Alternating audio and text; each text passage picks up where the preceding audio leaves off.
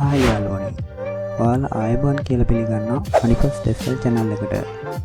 ඔයාලා thumbnail එකේ දැක්කා වගේ අද අපි ඔයාලට අරන් තියෙනවා ලේසියෙන්ම සල්ලි හොයන්න පුළුවන් වෙන ක්‍රම 5. හරි. වැඩි කතා නැතුව අපි යමු වීඩියෝ එකට. හොඳයි. අද අපි සරලව මේ ක්‍රම 5 මොනවද කියලා කතා කරමු. අද අපේ ලිස්ට් එකේ පළවෙනි ක්‍රමය විදිහට අරන් ඉවිල්ලා තියෙන්නේ image selling. සරලම කිව්වොත් ෆොටෝ සෙල් කරලා ආදායමක් උපයන ආකාරය තමයි පළවෙනිටම කතා කරන්නේ.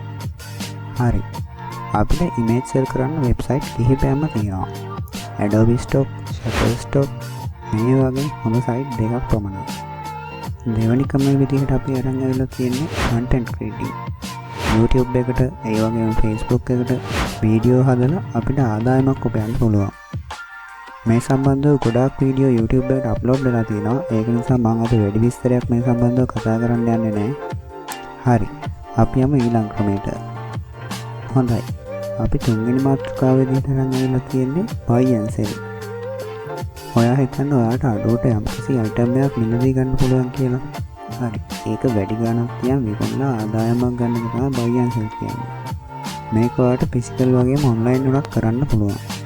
අද අපි කතා කරමු online කරන්නේ කොහොමද කියලා. මේක කරන්න ඔයාලට Facebook Marketplace වගේම දරාස් වගේ වෙබ්සයිට් යූස් කරන්න පුළුවන්. හරි. අපි යමු හතරවෙනි ක්‍රමයට. අපි හතරවෙනි ක්‍රමයේ විදිහට තෝරගෙන තියෙන්නේ වෙබ්සයිට් එකක් හදලා සල්ලි හොයන විදිහ. මේකට ඔයාලට වෙබ්සයිට් එකක් ඕන වෙනවා.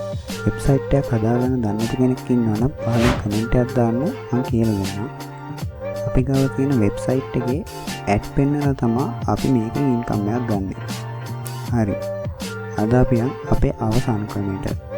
අපේ අවසාන ක්‍රමයේ විදිහට අරන් ආවිල්ලා තියෙන්නේ ට්‍රේඩින්. හොඳයි. ඔයාලා හැමෝම දන්නවා ට්‍රේඩින් කියන්නේ මොකක්ද කියලා. අපිට ක්‍රිප්ටෝ වගේම ෆොරෙක්ස් ට්‍රේඩ් කරලා ආදායමක් උපයන්න පුළුවන්.